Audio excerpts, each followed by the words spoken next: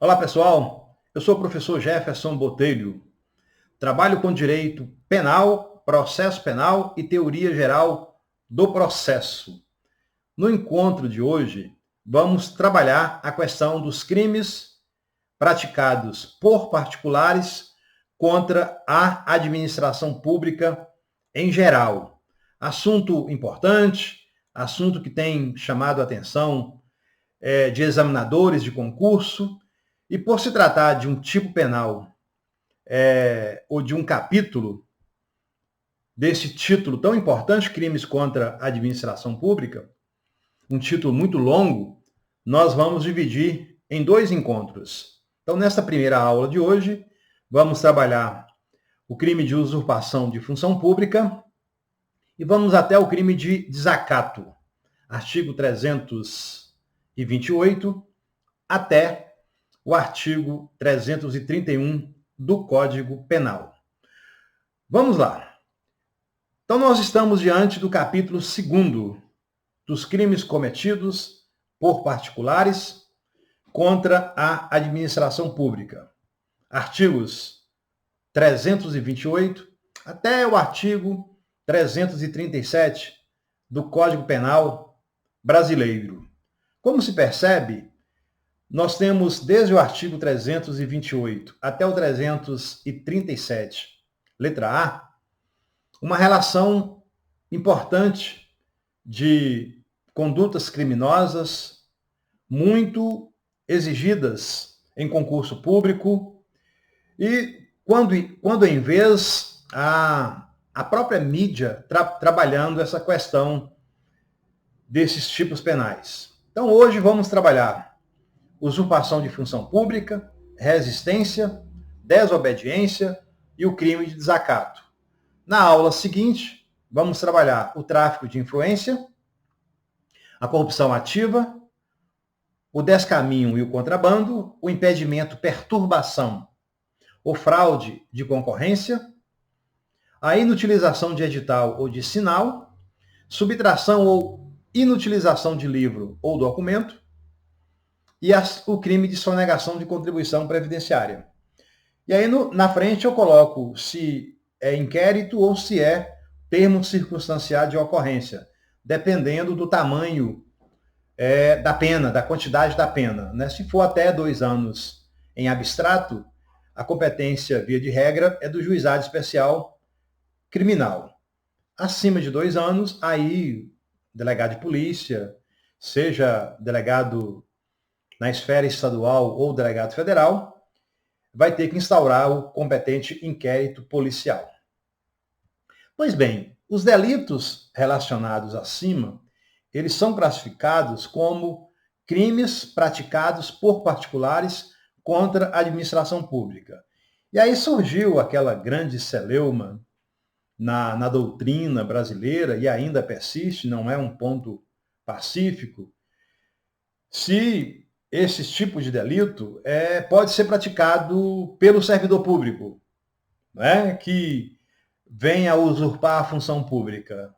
Evidentemente que há uma divisão na doutrina brasileira. Uma corrente pensa que sim, outra corrente pensa que não. Então, é um ponto que tem trazido uma certa celeuma para a doutrina brasileira. E aí vamos iniciar no primeiro delito, que é praticado pelo particular, que evidentemente que não detém uma função pública, não passou em um concurso, não foi nomeado para um cargo comissionado, enfim, não tem nenhuma investidura de uma função pública. Usurpação de função pública, artigo 328. Usurpar o exercício de função pública. Simples assim. Detenção de 3 meses a 2 anos, além da pena de multa. Esse tipo de delito, pelo tamanho da pena, ele é de competência do juizado especial criminal, via de regra. O parágrafo único, nós temos uma qualificadora. Se do fato o agente aufere alguma vantagem, aí a pena deixa de ser detenção para ser de reclusão de 2 a 5 anos e pena de multa.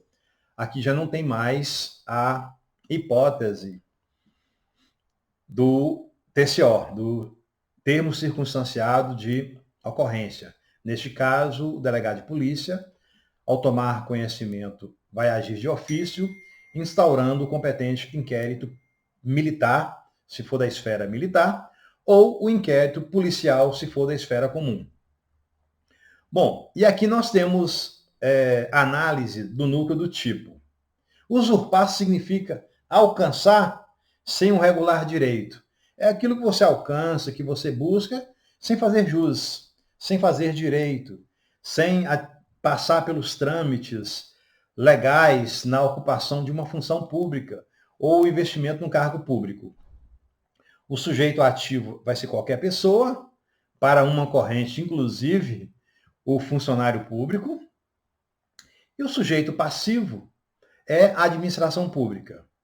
O crime ele é classificado como comum, que pode ser praticado por qualquer pessoa, para essa corrente, inclusive pelo funcionário público. É um crime formal, é um crime comissivo, instantâneo, unissubjetivo, que pode ser praticado por uma única pessoa, ou plurissubsistente, que pode ser praticado por diversos atos. Nós temos a forma qualificada, que é prevista no parágrafo único do artigo 328, que se refere ao fato do autor auferir vantagem durante o exercício dessa função, outrora usurpada.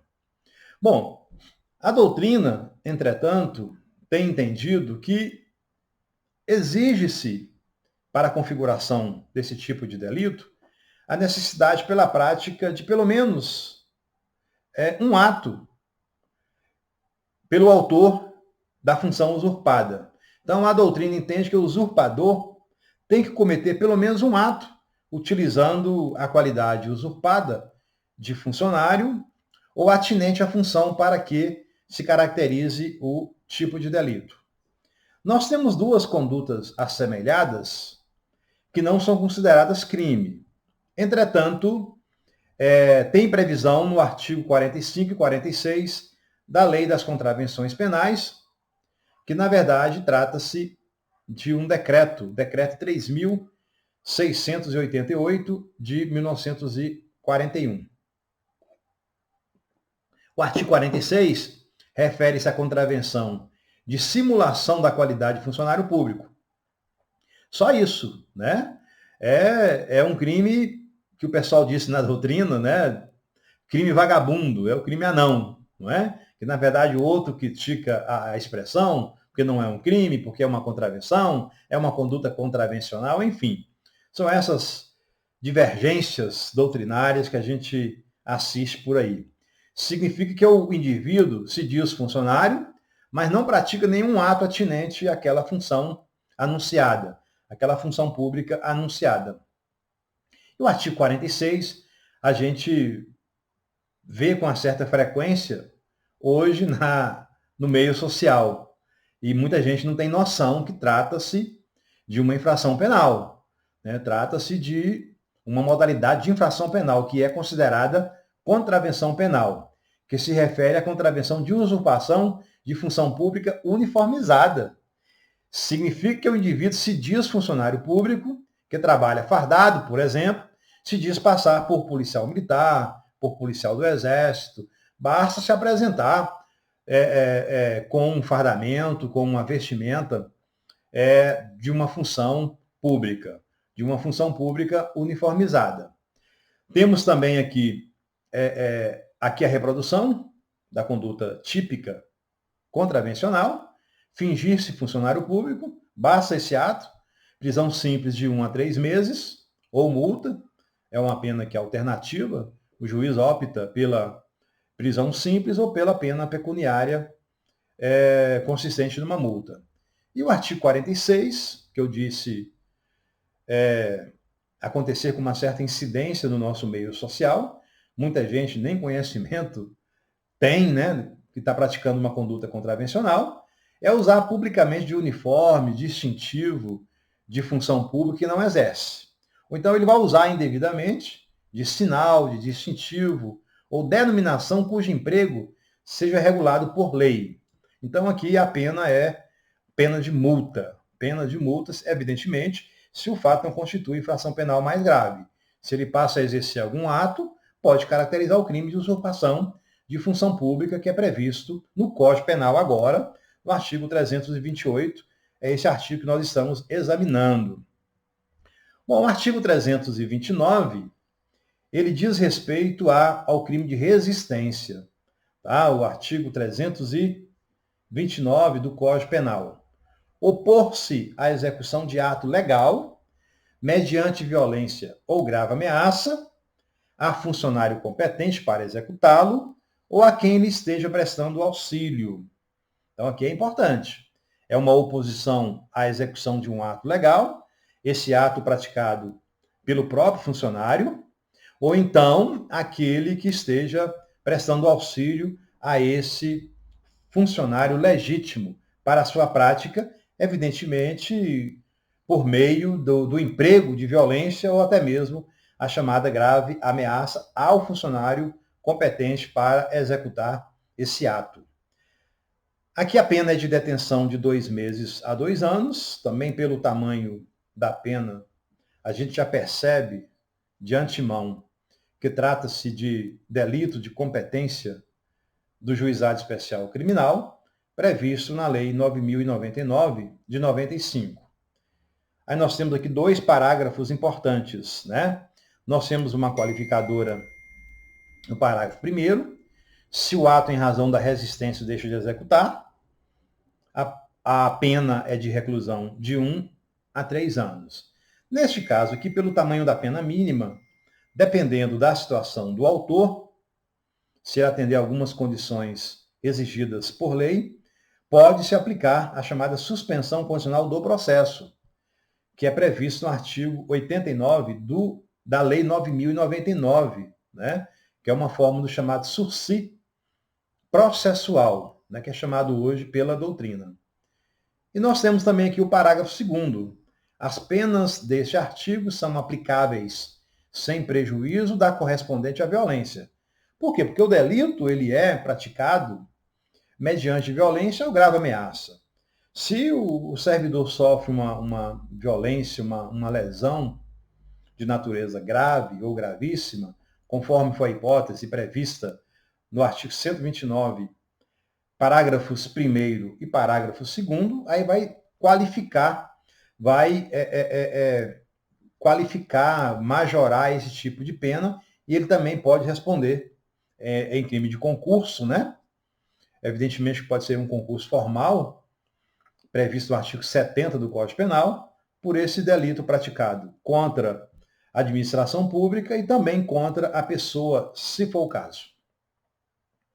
Pois bem, aqui a gente faz uma análise dos chamados elementos objetivos do tipo.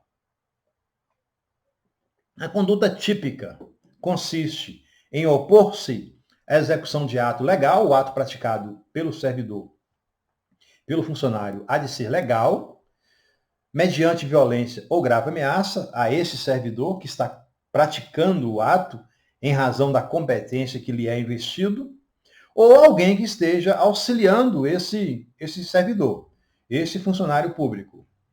Análise do núcleo do tipo. É a oposição ao ato legal. Basta você opor, basta você resistir, questionar de forma violenta ou mediante ameaça ao funcionário público que é competente para executar o ato ou quem esteja prestando auxílio ao funcionário competente. Nós temos aqui os sujeitos ativo e passivo. O sujeito ativo é qualquer pessoa, inclusive o funcionário público.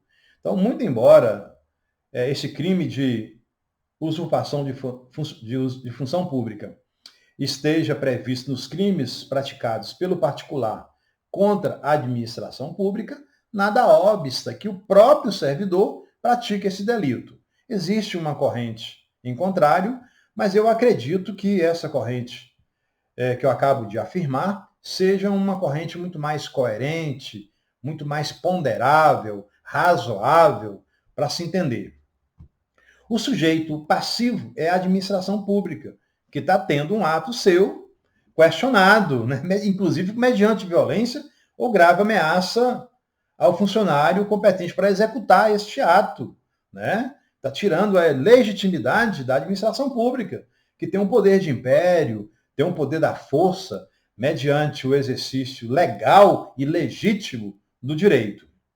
Bom, o ato deve ser legal, né?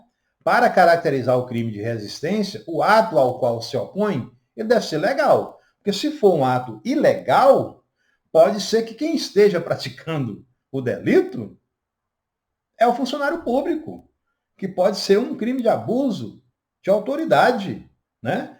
Abuso de autoridade. Então, é importante este conhecimento. Bom, e aí nós temos duas modalidades de resistência. Nós temos a chamada resistência ativa e passiva. Preste muito atenção nessa classificação que é importante para o direito penal, para quem está pensando em prestar um concurso público, é importante o conhecimento. Para configurar o delito, a resistência tem que ser ativa. E mais, contra o executor do ato legal ou contra quem lhe esteja prestando auxílio. Se a resistência for passiva, por exemplo, quando o executor do ato vai praticar o ato legal, pode ser que o autor do delito, que resiste a esse ato legal, ele se agarra num poste, ele se agarra na mãe para evitar, por exemplo, uma prisão legal efetivada por um policial, ele pode se deitar no chão e não querer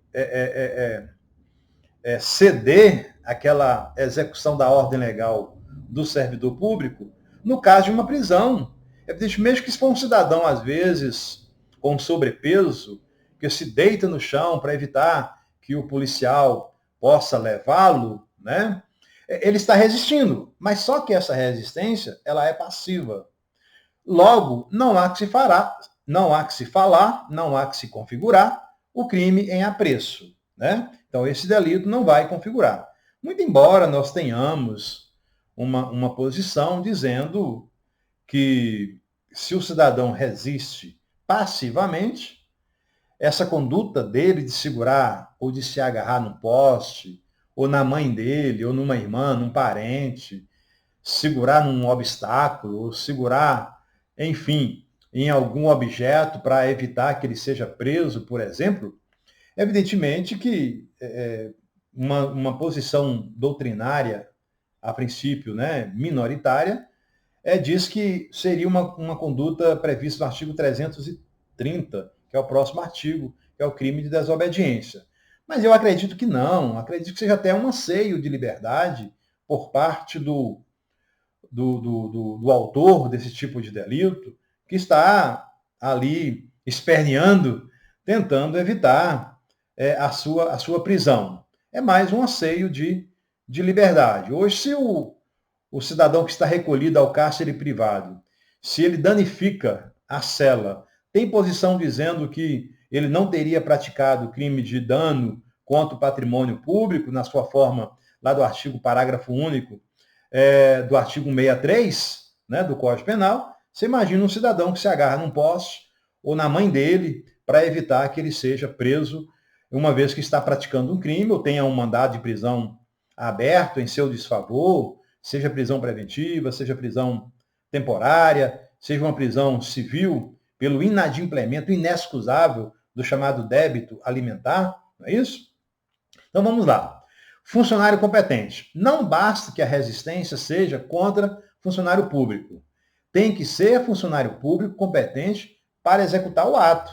Porque se o servidor público ele não é competente para praticar aquele ato, pode ser que ele esteja praticando um crime de abuso de autoridade ou até mesmo o próprio crime de usurpação de função pública. Porque se não é a função dele a prática daquele ato, logo não encontra respaldo, não encontra amparo, não há nenhum tipo de lei assegurando a execução daquele ato, porque não é competente, né? Não é competente quem quer, mas aquele que pode, segundo as leis vigentes no país. Bacana, né? Bacana, vamos que vamos. Agora, o crime de desobediência. Artigo 330. Desobedecer a ordem legal de funcionário público. A pena aqui é de detenção de 15 dias a 6 meses e multa. Percebe que nós temos aqui um tipo penal de competência do juizado especial criminal. E temos uma pena cumulativa. Além da pena privativa de liberdade, nós temos a pena de multa. O juiz, a princípio, deve fazer, na aplicação da pena, o sistema trifásico para a pena privativa de liberdade e o sistema bifásico para a aplicação da pena de multa, que é previsto lá no artigo 49 do Código Penal. Que bacana, hein? Para o crime de desobediência, desobedecer a ordem legal de funcionário público. Esta é a conduta ativa. A pena é de 15 dias a 6 meses e multa. Percebe-se, pena cumulativa. Sujeitos do delito, qualquer pessoa é crime comum, inclusive o funcionário público, né? Desfazendo aquela corrente minoritária que o funcionário público não pratica esse tipo de delito, pela posição topográfica do próprio capítulo, né? Mas a gente sabe que a doutrina majoritária entende por esta posição que nós estamos aqui adotando. Elemento subjetivo do tipo, tem que ser dolo, né? Não se exige elemento subjetivo específico, nem se admite a forma culposa. Então aqui nós não temos a conduta excepcional da culpa. Aqui o cidadão tem que ter aquela conduta dolosa, né? Tem que agir querendo desobedecer mesmo, recalcitrante a uma ordem legal emanada pelo funcionário público. Pois bem, ainda sobre o crime de desobediência, nós temos o objeto material e o objeto jurídico. O objeto material é a ordem legal dada pelo funcionário público, tem que ser uma ordem legal, tem que ter amparo, tem que ser uma ordem legítima, e o objeto jurídico, evidentemente, que é o interesse. É o interesse moral, é o prestígio da administração pública de ver uma ordem emanada pelo funcionário público cumprida.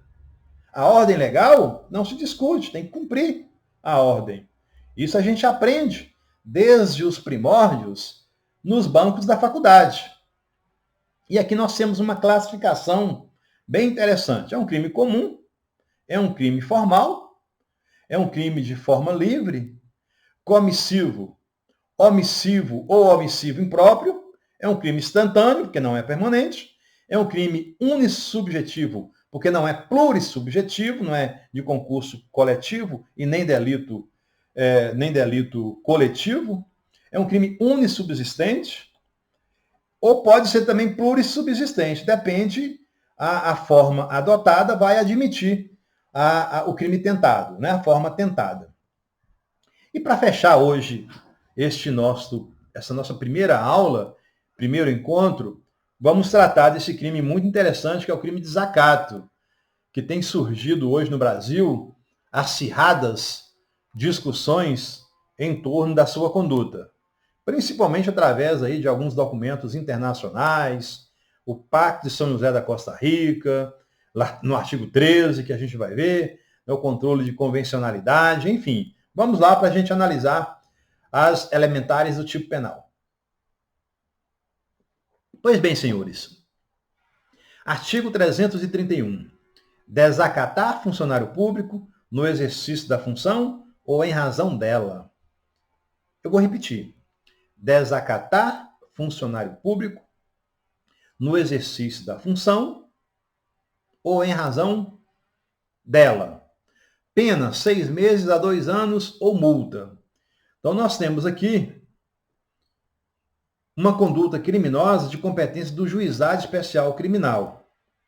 Evidentemente que antes da Lei 9.099, nós tínhamos uma enxurrada de inquéritos policiais tramitando nas unidades policiais de todo esse país, apurando suposta prática de crime de desacato. Então, é um elemento normativo, porque a lei não fala o que é desacatar. A gente vai ver na próxima lâmina o que vem a ser esse desacato, né? Então, aqui o tipo penal,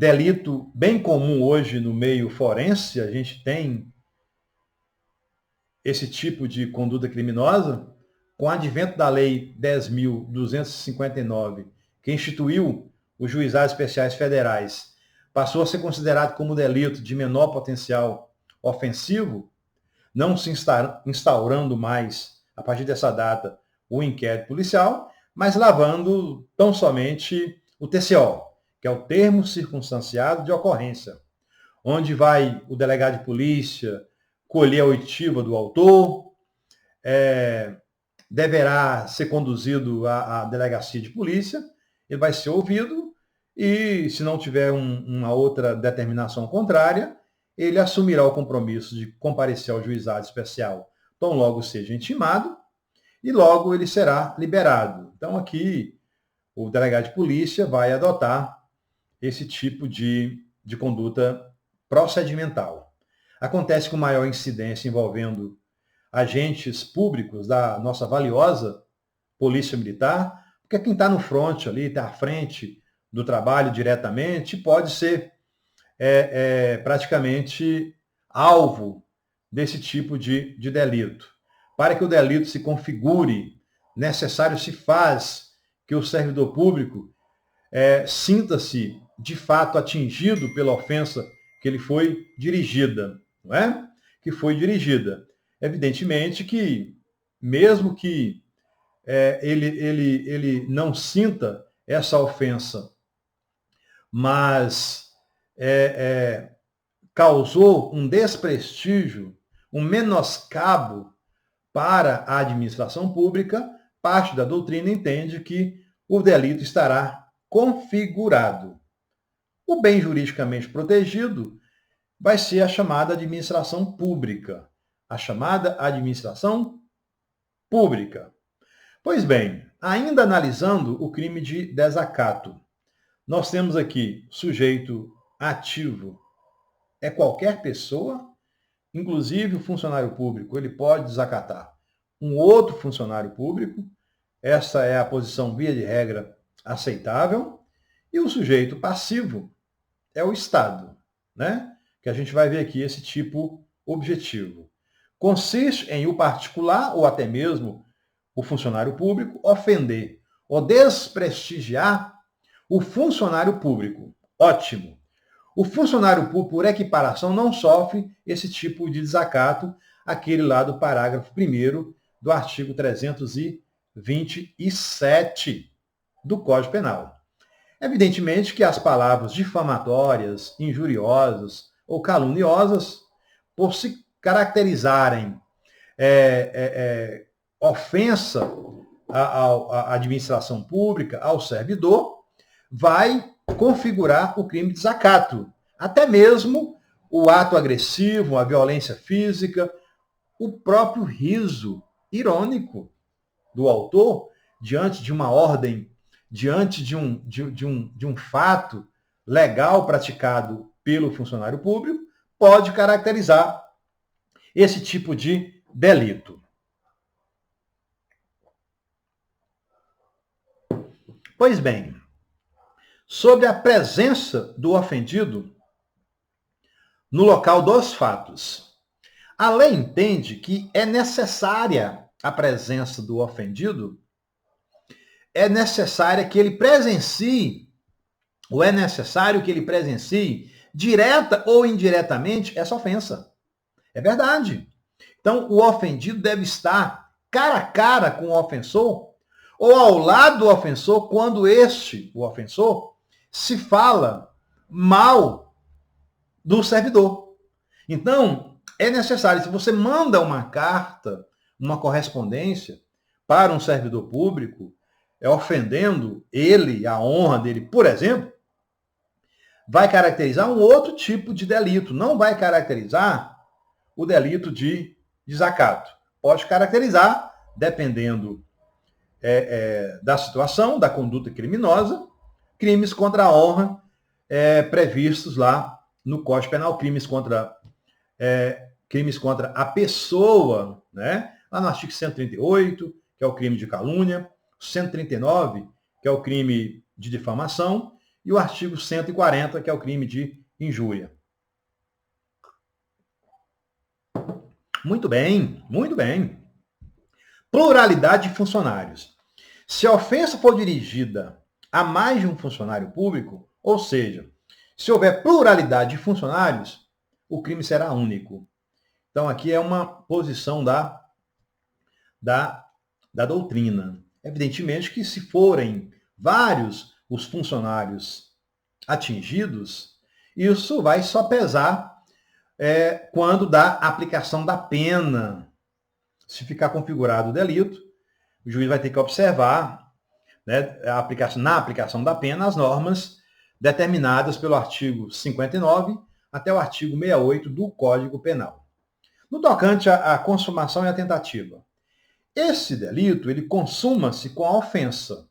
A tentativa é cabível, mas é de difícil constatação, principalmente se for uma ofensa verbal, né? Ou o cidadão abre a boca e ofende, como aconteceu recentemente com um empresário aqui no Brasil, que a polícia foi acionada para resolver um problema particular, um problema pessoal, talvez de Maria da Penha, e ele xingou os policiais, né? Está respondendo por crime de desacato. Está respondendo por crime de desacato. A informação que vem é que o Ministério Público já teria, inclusive, denunciado esse empresário que teria ofendido. Não é aquele policial que estava lá na frente. Não foi aquele policial que foi atingido. Aqui foi a instituição. Aqui foi o Estado. Aqui foi a própria sociedade. Porque a lei é produto da sociedade. É produto do meio social. Quando a lei é vilipendiada, quando a lei é descumprida, quem é diretamente atingido com isso é a sociedade. Não pode pensar de forma diferente.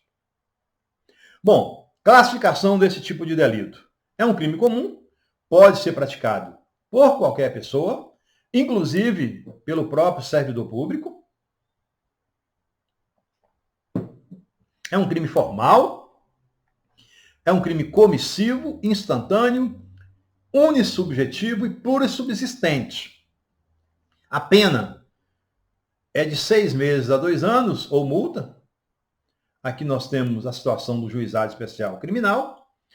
E a ação penal é pública e incondicionada. Se chegou ao conhecimento da autoridade policial, ela deve, de ofício, instaurar um inquérito policial, em razão do princípio da obrigatoriedade, que hoje ela é mitigada pela Lei 9.099, e o Ministério Público também deverá oferecer a denúncia em havendo elementos de prova, né, elementos suficientes de autoria e prova da materialidade do delito, evidentemente também uma obrigatoriedade temperada, né, em razão da Lei 9.099.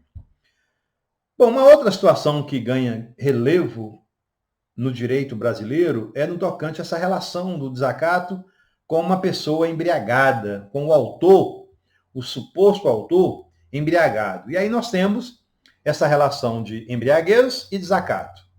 Vamos lá. Já adianto que nós temos 3 teorias importantes acerca dessa relevância da embriaguez quando da aferição do elemento subjetivo, que é do dolo. Para a configuração do desacato, tem-se a necessidade da ocorrência do elemento subjetivo do delito, que é o chamado dolo específico, ou seja, a especial intenção de desprestigiar, de desrespeitar o funcionário público.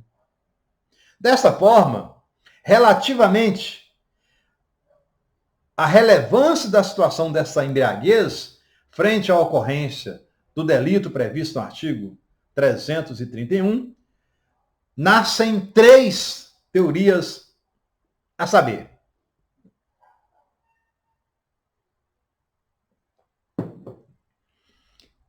teoria da relevância da embriaguez na aferição do elemento subjetivo. Em que consiste esta teoria? Como o crime exige o dolo específico, ou seja, a vontade de desacatar, o estado de embriaguez se torna incompatível com o elemento subjetivo do crime. Não vai configurar o delito. Esta é uma teoria adotada e defendida pelo nosso saudoso Nelson Gria e foi adotada pelo tribunal, o antigo Tribunal de Alçada Criminal de São Paulo, não é? De São Paulo. Bom, a segunda teoria importante é da irrelevância da embriaguez na aferição do elemento subjetivo. Tal teoria diz que o tipo não exige o elemento subjetivo do dolo específico. Basta o dolo genérico. O estado de embriaguez torna-se circunstância irrelevante e o crime vai subsistir. O estado de embriaguez só será relevante se esta for involuntária e completa. Tal posição é minoritária no campo doutrinário em sede de direito penal brasileiro. Terceira teoria é a teoria da relevância relativa da embriaguez na aferição do elemento subjetivo. Diz que cada caso deverá ser analisado de forma individual.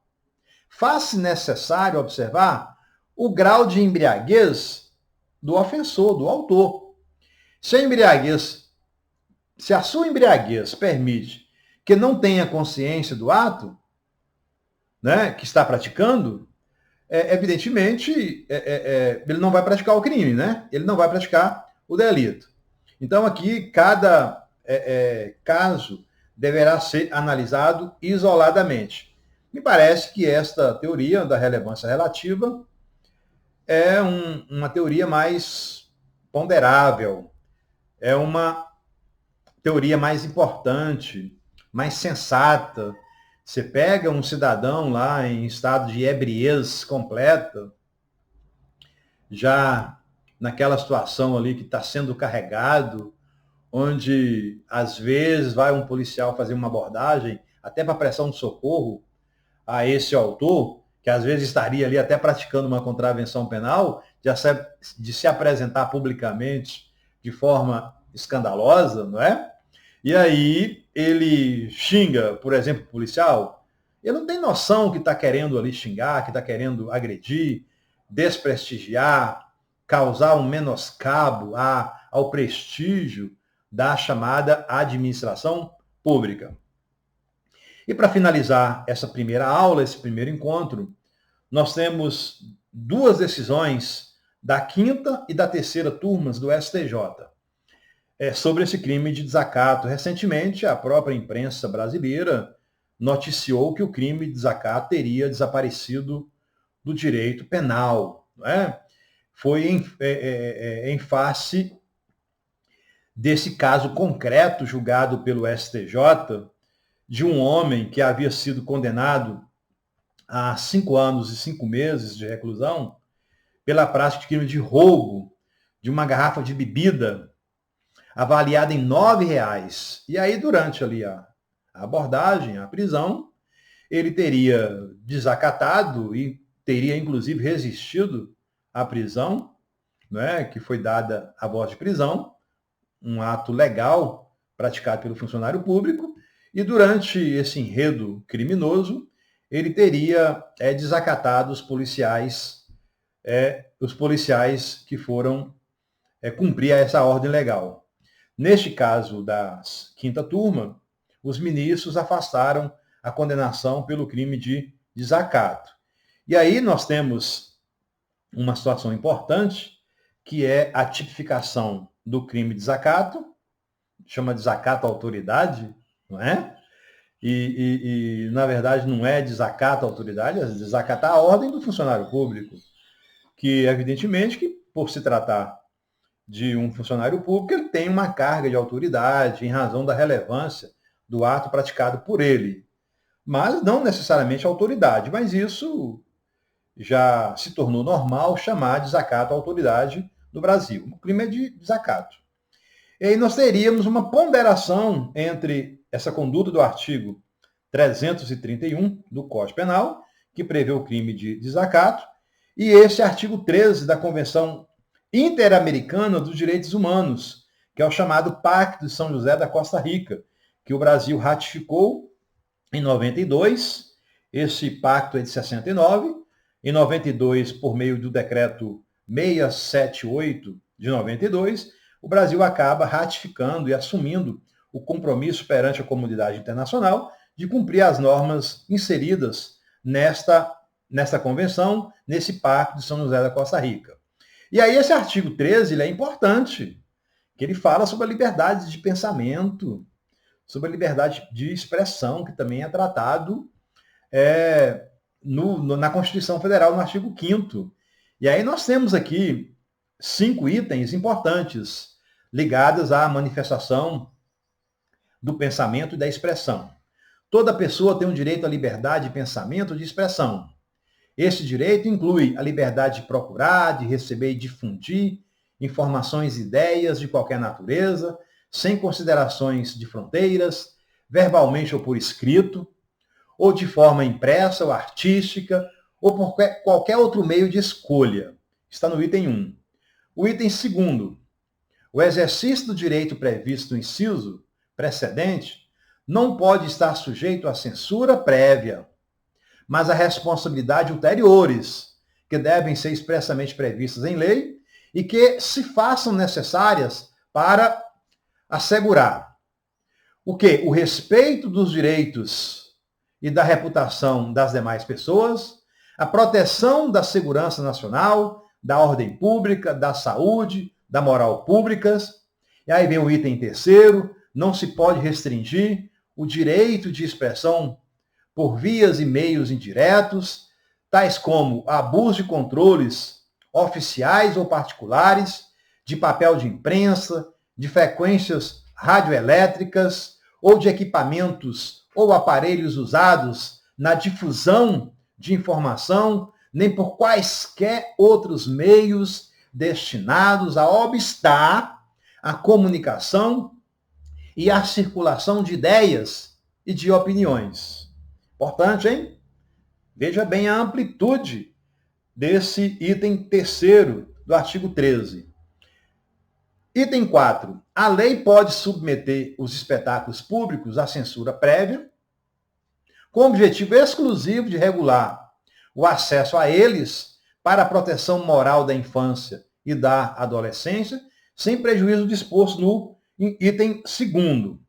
E o último item, é o 5º, diz o seguinte, textualmente: a lei deve proibir toda propaganda a favor de guerra, bem como toda apologia ao ódio nacional, racial ou religioso, que constitua incitamento à discriminação, à hostilidade, ao crime e à violência. Gente, parece que 69, quando foi proposta essa convenção, ou esse pacto, parece que caiu em cheio aquilo que nós estamos presenciando hoje nas ruas do Brasil, nas redes sociais, no mundo inteiro, nos Estados Unidos, na França, no Brasil. Que coisa feia, não é? Que coisa horrorosa que a gente está vivenciando. Mas vamos lá falar do nosso crime de desacato. Bom, é uma decisão do dia 15 de dezembro de 2016. Evidentemente que a validade foi para aquele caso julgado, embora não seja vinculante, é um importante precedente para futuros recursos em casos semelhantes. Aqui nós tivemos o ministro relator do recurso lá no STJ, o Ribeiro Dantas. Ele ratificou os argumentos apresentados pelo Ministério Público Federal de que os funcionários públicos estão mais sujeitos ao escrutínio da sociedade e que as leis de desacato existentes em países como o Brasil atentam contra a liberdade de expressão e o direito à informação. Veja bem, um grande fundamento razoável, mas a gente vai ver lá na frente. A decisão unânime dessa quinta turma ressaltou que o STF já afirmou o entendimento de que os tratados internacionais de direitos humanos, quando ratificados pelo Brasil, têm natureza supralegal. Para a turma, a condenação por desacato, baseada em lei federal, é incompatível com o decreto no qual o Brasil é signatário, no caso, o Pacto de São José da Costa Rica. O recurso especial foi apresentado pela Defensoria Pública de São Paulo. A tese acolhida pelo STJ vem sendo defendida pelo órgão desde 2012, quando acionou a Comissão Interamericana de Direitos Humanos da Organização dos Estados Americanos para contestar uma condenação criminal pelo crime de desacato. E aí nós temos hoje no Brasil aquilo que nós chamamos de controle da convencionalidade. Da convencionalidade. Se não vejamos, a decisão não invade o controle da constitucionalidade que é reservado ao STF, já que se trata de adequação de norma legal brasileira a um tratado internacional, o que pode ser feito na análise de um recurso especial, a exemplo do que ocorreu no julgamento da quinta turma. E aí vem aqui a decisão importante.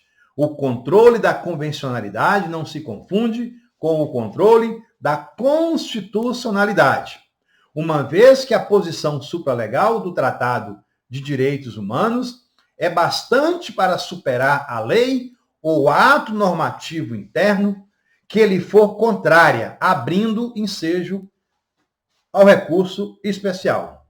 E aí nós temos mais informações atinentes a esse controle da convencionalidade. O ministro lembrou que o objetivo das leis de desacato é dar uma posição maior aos agentes públicos frente à crítica, em comparação com os demais. Algo contrário aos princípios democráticos e igualitários que regem o país. Aspa, a criminalização do desacato está na contramão do humanismo, porque ressalta a preponderância do Estado, personificado em seus agentes, sobre o indivíduo, destaca o ministro relator. O magistrado apontou que a descriminalização da conduta não significa liberdade às agressões verbais ilimitadas, já que o agente pode ser responsabilizado de outras formas de agressão. O que foi alterado é, sobretudo, a impossibilidade de condenar alguém no âmbito de uma ação penal por desacato à autoridade. Bom, então, essa decisão foi uma decisão importante que causou muita repercussão no Brasil, mas nós tivemos uma decisão mais recente, que é da terceira sessão, da terceira turma, que define uma posição, assume uma posição justamente contrária a essa posição da quinta turma.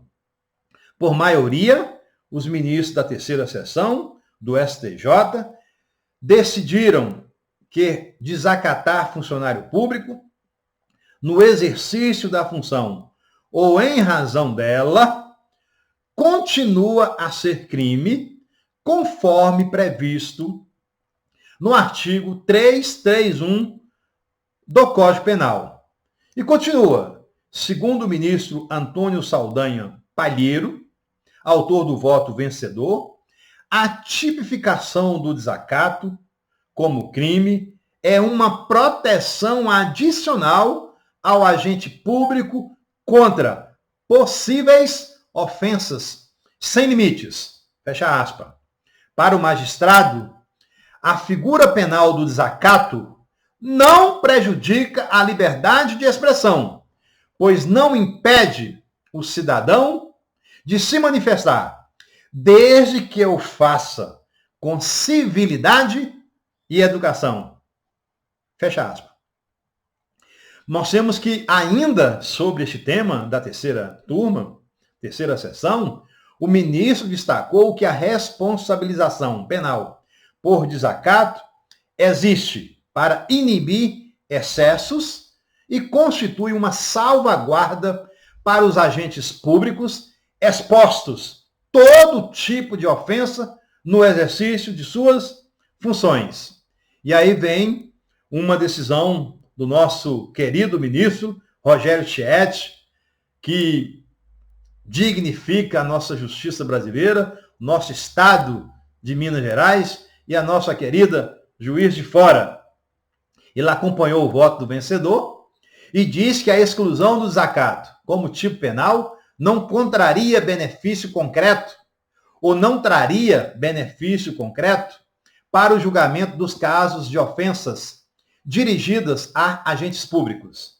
Ele explicou que, com o fim do crime de desacato, as ofensas a agentes públicos passariam a ser tratadas pelos tribunais como injúria, crime para o qual a lei já prevê um acréscimo de pena quando a vítima é servidor público. Temos até uma súmula importante, a súmula 714, que diz respeito à chamada competência ou legitimidade concorrente para o exercício da ação penal.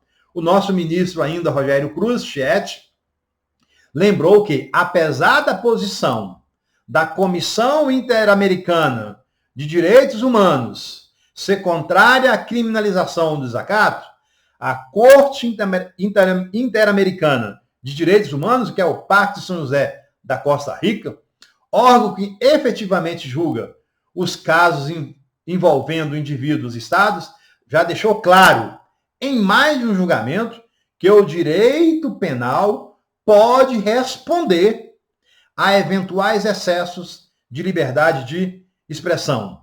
E com isso nós estamos encerrando essa primeira parte, essa nossa aula sobre este tema importante, um tema que tem hoje principalmente chamado a atenção da sociedade brasileira, onde, lamentavelmente, nós estamos diante de uma indústria do ódio, da intolerância, que praticamente encampou a ideia dualista deste país, que cada dia mais se mostra efervescente dentro de uma ideia dualista de agressões, de vilipêndios, que infelizmente ainda graça com uma certa frequência aqui no Brasil, cabendo ao direito, dentro do Estado democrático de direito, exigir que realmente haja uma harmonia da sociedade. Gente, muito obrigado a vocês e até a próxima oportunidade, se Deus quiser.